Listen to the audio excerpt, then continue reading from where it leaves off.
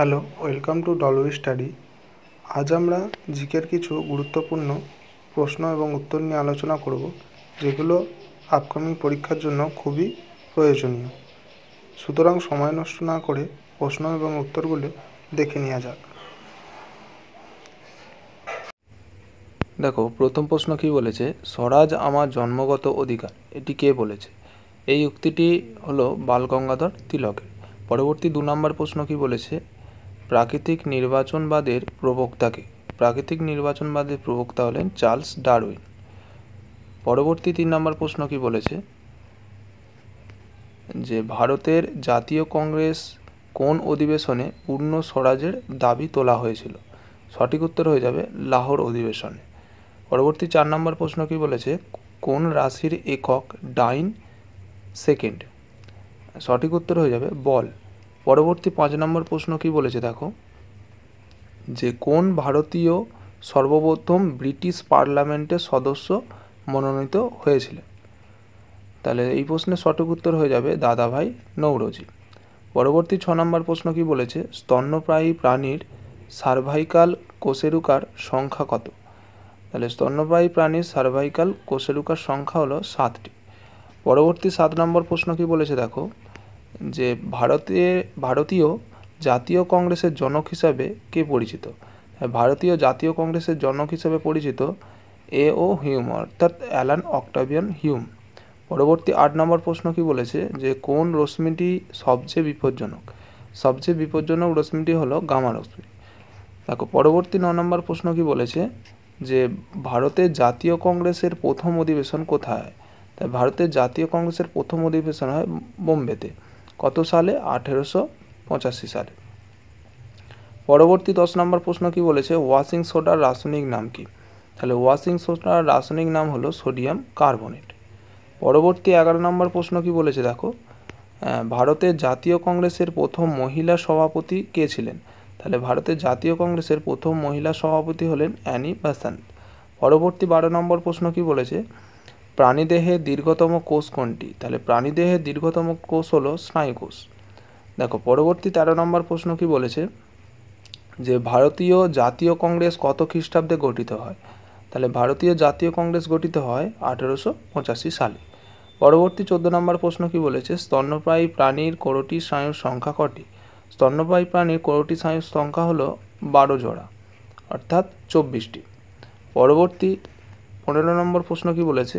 যে ক্লোরোফিলের মধ্যে কোন ধাতু রয়েছে? তাহলে এর মধ্যে ম্যাগনেসিয়াম ধাতু রয়েছে। পরবর্তী 16 নম্বর প্রশ্ন কি বলেছে? কোন গ্যাস লাফিং গ্যাস নামে পরিচিত? লাফিং গ্যাস নামে পরিচিত হলো নাইট্রাস অক্সাইড। পরবর্তী 17 নম্বর প্রশ্ন কি বলেছে? পেশি ক্লান্তির জন্য দায়ী কোন অ্যাসিড? পেশি ক্লান্তির জন্য দায়ী হলো ল্যাকটিক অ্যাসিড। পরবর্তী 18 নম্বর প্রশ্ন কি বলেছে? পিতল কোনটির মিশ্রণ? পিতল হলো তামা ও দস্তার মিশ্রণ। পরবর্তী 19 নম্বর প্রশ্ন কি বলেছে? যে ভারত ছাড়ো আন্দোলন কত সালে শুরু হয়েছিল? তাহলে ভারত ছাড়ো আন্দোলন শুরু হয়েছিল 1942 সালে। পরবর্তী 20 নম্বর প্রশ্ন কি বলেছে? সারা ভারত হরিজন সংঘ কে প্রতিষ্ঠা করেছিলেন? তাহলে সারা ভারত হরিজন সংঘ প্রতিষ্ঠা করেছিলেন মহাত্মা গান্ধী। পরবর্তী 21 নম্বর প্রশ্ন কি বলেছে? যে সীমান্ত গান্ধী নামে কে পরিচিত? সীমান্ত গান্ধী নামে পরিচিত খান আব্দুল গাফফার খান। পরবর্তী 22 নম্বর প্রশ্ন কি বলেছে? কত সালে মহাত্মা গান্ধী অসহযোগ আন্দোলন শুরু করে? তাহলে মহাত্মা গান্ধী 1920 সালে অসহযোগ আন্দোলন শুরু করে। দেখো, পরবর্তী 23 নম্বর প্রশ্ন কি বলেছে? যে পাকিস্তান প্রস্তাবটির জনক কে? 23 নম্বর প্রশ্নের সঠিক উত্তর হয়ে যাবে চৌধুরী রহমত আলী। পরবর্তী 24 নম্বর প্রশ্ন কি বলেছে? ফরওয়ার্ড ব্লক কে প্রতিষ্ঠা করেন? ফরওয়ার্ড ব্লক প্রতিষ্ঠা করেন সুভাষচন্দ্র বসু। পরবর্তী 25 নম্বর প্রশ্ন, কোন ভিটামিনের রাসায়নিক নাম ফাইটোন্যাপথাকুইনন? তাহলে এই প্রশ্নের সঠিক উত্তর হয়ে যাবে ভিটামিন কে এর রাসায়নিক নাম ফাইটোন্যাপথাকুইনন। পরবর্তী 26 নম্বর প্রশ্ন কি বলেছে? ঋগ্বেদে কতগুলি স্তুতি আছে? ঋগ্বেদে 1028টি স্তুতি আছে। পরবর্তী 27 নম্বর প্রশ্ন কি বলেছে?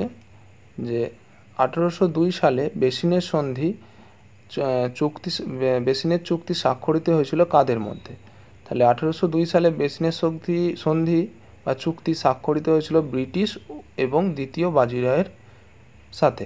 পরবর্তী 28 নম্বর প্রশ্ন কি বলেছে? রানী ঝাঁসির মেরিটাইম ন্যাশনাল পার্ক কবে স্থাপিত হয়?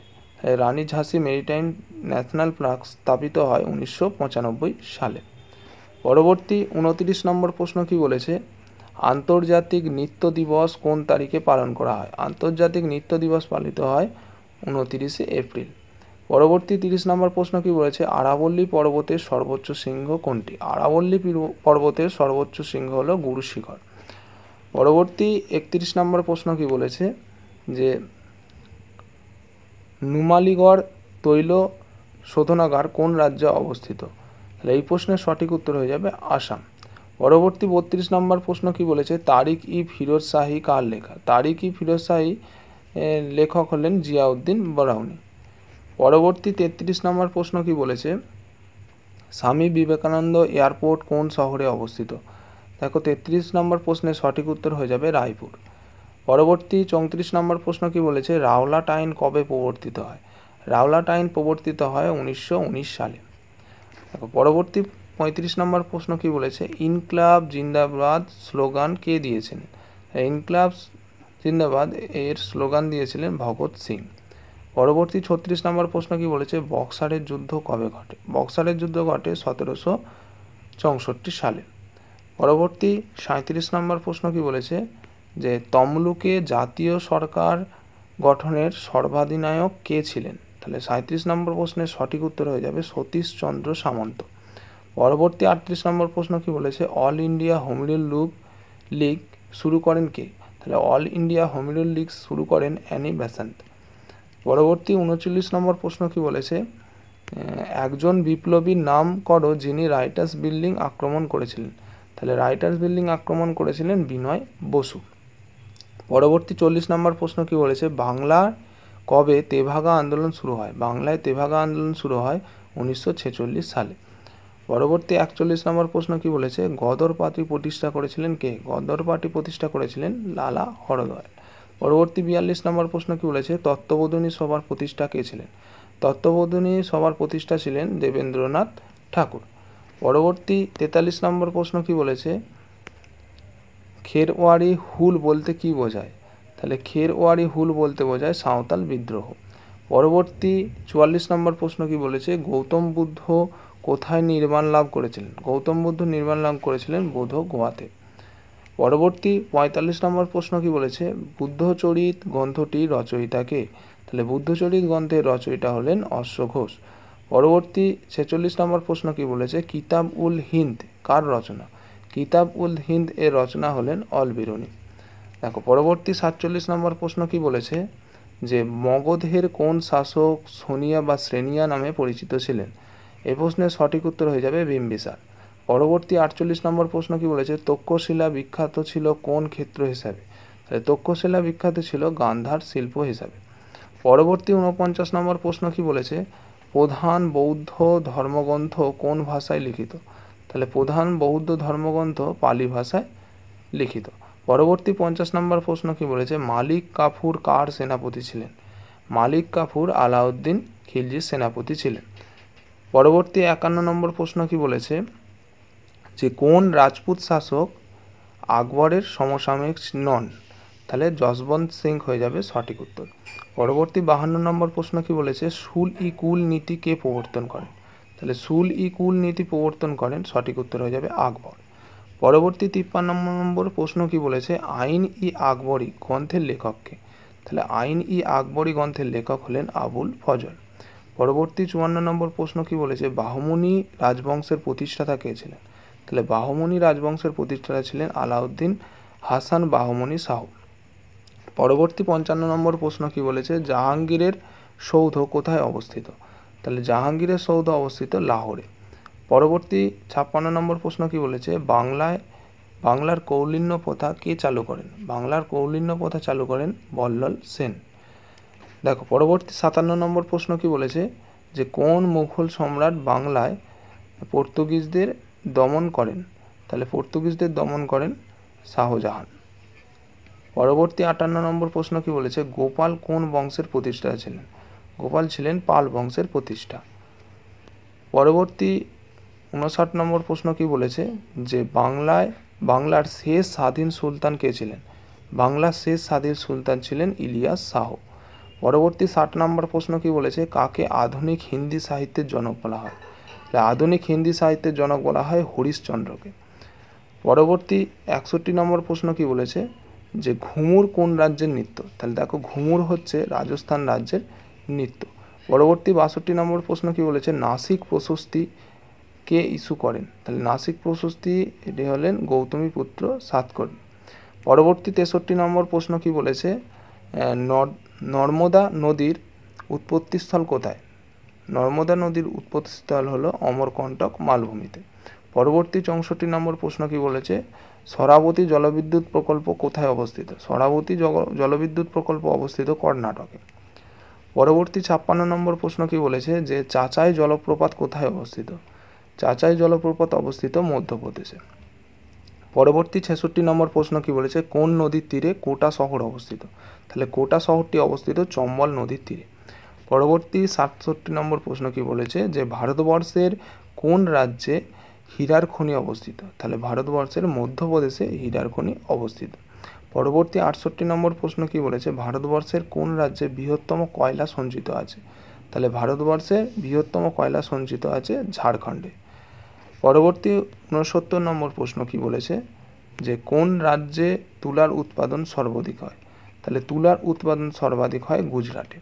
পরবর্তী 70 নম্বর প্রশ্ন কি বলেছে, কোন বিজ্ঞানী প্রথম ভিটামিন শব্দটি প্রয়োগ করেন? তাহলে ভিটামিন শব্দটি প্রয়োগ করেন ক্যাসমিয়াং ফাঙ্ক। পরবর্তী 71 নম্বর প্রশ্ন কি বলেছে, যে ক্যান্সার সৃষ্টিকারী জিনকে কি বলে? ক্যান্সার সৃষ্টিকারী জিনকে বলে অঙ্কোজিন। পরবর্তী 72 নম্বর প্রশ্ন কি বলেছে, হিমালয় পর্বত কোন মহীখাত থেকে সৃষ্টি হয়েছে? তাহলে হিমালয় পর্বত টেথিস মহীখাত থেকে সৃষ্টি হয়েছে। পরবর্তী 73 নম্বর প্রশ্ন কি বলেছে, বৃহৎ ভয়ঙ্কর জলপ্রপাতকে কি বলে? তাহলে বৃহৎ ভয়ঙ্কর জলপ্রপাতকে বলে ক্যাটারেক্ট। পরবর্তী 74 নম্বর প্রশ্ন কি বলেছে, রাওলাট আইন কবে প্রবর্তিত হয়? রাওলাট আইন প্রবর্তিত হয় 1919 সালে। পরবর্তী 75 নম্বর প্রশ্ন কি বলেছে, যে তত্ত্ববোধিনী সভার প্রতিষ্ঠা কে ছিলেন? তত্ত্ববোধিনী সভার প্রতিষ্ঠা ছিলেন দেবেন্দ্রনাথ ঠাকুর। পরবর্তী 76 নম্বর প্রশ্ন কি বলেছে, বক্সার জাতীয় উদ্যান ভারতের কোন রাজ্যে অবস্থিত? তাহলে বক্সা জাতীয় উদ্যান ভারতের পশ্চিমবঙ্গে অবস্থিত। পরবর্তী 77 নম্বর প্রশ্ন কি বলেছে, নিশীথ সূর্যের দেশ বলা হয় কোন দেশকে? তাহলে নিশীথ সূর্যের দেশ বলা হয় নরওয়েকে। পরবর্তী 78 নম্বর প্রশ্ন কি বলেছে, এলাহাবাদ প্রশস্তি কে রচনা করেন? এলাহাবাদ প্রশস্তি রচনা করেন হরি সেন। পরবর্তী 79 নম্বর প্রশ্ন কি বলেছে, সূর্যের আলোক রশ্মিতে কি কণা থাকে? তাহলে সূর্যের আলোক রশ্মিতে ফোটন কণা থাকে। পরবর্তী 80 নম্বর প্রশ্ন কি বলেছে, নিচের কোনটি যোজক কলার উদাহরণ? তাহলে যোজক কলার উদাহরণ হলো হাড়। পরবর্তী 81 নম্বর প্রশ্ন কি বলেছে, জাতিসংঘ কোন বছর প্রতিষ্ঠা হয়? তাহলে জাতিসংঘ প্রতিষ্ঠা হয় 1945 সালে। পরবর্তী 82 নম্বর প্রশ্ন কি বলেছে, খানুয়ার যুদ্ধ কত সালে হয়? খানুয়ার যুদ্ধ হয় 1527 সালে বা খ্রিস্টাব্দে। পরবর্তী 83 নম্বর প্রশ্ন কি বলেছে, পৃথিবীর উচ্চতম বালিয়াড়ি কোথায় অবস্থিত? তাহলে পৃথিবীর উচ্চতম বালিয়াড়ি উত্তর আফ্রিকার আলজেরিয়াতে অবস্থিত। পরবর্তী 84 নম্বর প্রশ্ন কি বলেছে, লোকসভার সর্বোচ্চ সদস্য সংখ্যা কত হতে পারে? তাহলে লোকসভার সর্বোচ্চ সদস্য সংখ্যা 552 জন হতে পারে। পরবর্তী 85 নম্বর প্রশ্ন কি বলেছে, যে লাহোর কংগ্রেসের সভাপতি কে ছিলেন? তাহলে লাহোর কংগ্রেসের সভাপতি ছিলেন জওহরলাল নেহেরু। পরবর্তী 86 নম্বর প্রশ্ন কি বলেছে, উরুগুয়ের রাজধানীর নাম কি? তাহলে উরুগুয়ের রাজধানীর নাম হলো মন্টেভিডিও। পরবর্তী 87 নম্বর প্রশ্ন কি বলেছে, যে গামা রশ্মি কে আবিষ্কার করেন? গামা রশ্মি আবিষ্কার করেন পল ভিলার্ট। পরবর্তী 88 নম্বর প্রশ্ন কি বলেছে, লঘু মস্তিষ্কের কাজ কি? লঘু মস্তিষ্কের কাজ হলো ভারসাম্য নিয়ন্ত্রণ করা। পরবর্তী 89 নম্বর প্রশ্ন কি বলেছে, যে রংপুরের বিদ্রোহ সংগঠিত হয়েছিল কত সালে? তাহলে রংপুর বিদ্রোহ সংগঠিত হয়েছিল 1783 সালে। পরবর্তী 90 নম্বর প্রশ্ন কি বলেছে, উত্তর রেলপথের সদর দপ্তর কোথায় অবস্থিত? তাহলে উত্তর রেলপথের সদর দপ্তর অবস্থিত নতুন দিল্লিতে। পরবর্তী 91 নম্বর প্রশ্ন কি বলেছে, যে কেরলকে ভারতের উন্মাদ আশ্রম বলে অভিহিত করেন কে? তাহলে সঠিক উত্তর হয়ে যাবে বিবেকানন্দ। পরবর্তী 92তম প্রশ্ন কি বলেছে যে কবে বিশ্ব কুষ্ঠ নিবারণ দিবস পালিত হয়? বিশ্ব কুষ্ঠ নিবারণ দিবস পালিত হয় 30শে জানুয়ারি। পরবর্তী 93তম প্রশ্ন কি বলেছে নাদির শাহ ভারত কত সালে আক্রমণ করেছিল? নাদির শাহ ভারত আক্রমণ করেছিল 1739 সালে। পরবর্তী 94তম প্রশ্ন কি বলেছে সার্পিল আকৃতির ব্যাকটেরিয়াকে কি বলা হয়? তাহলে সার্পিল আকৃতির ব্যাকটেরিয়াকে বলা হয় স্পাইরিলিয়াম। পরবর্তী 95তম প্রশ্ন কি বলেছে যে তুগলক বংশের প্রতিষ্ঠা কবে হয়? তাহলে তুগলক বংশের প্রতিষ্ঠা হয় 1320 সালে। পরবর্তী 96তম প্রশ্ন কি বলেছে যে উড়িষ্যা রাজ্যের প্রতিষ্ঠা কবে হয়? উড়িষ্যা রাজ্যের প্রতিষ্ঠা হয় 1936 সালে। পরবর্তী 97তম প্রশ্ন কি বলেছে যে ILO এর সদর দপ্তর কোথায় অবস্থিত?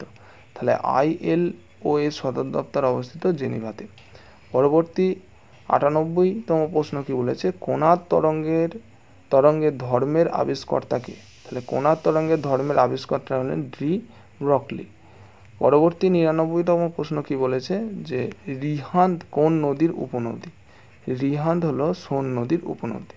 পরবর্তী 100তম প্রশ্ন এবং এই ক্লাসের শেষ প্রশ্ন কি বলেছে মাদ্রাজ মহাজনসভা কবে গঠিত হয়? মাদ্রাজ মহাজনসভা গঠিত হয় 1884 সালে।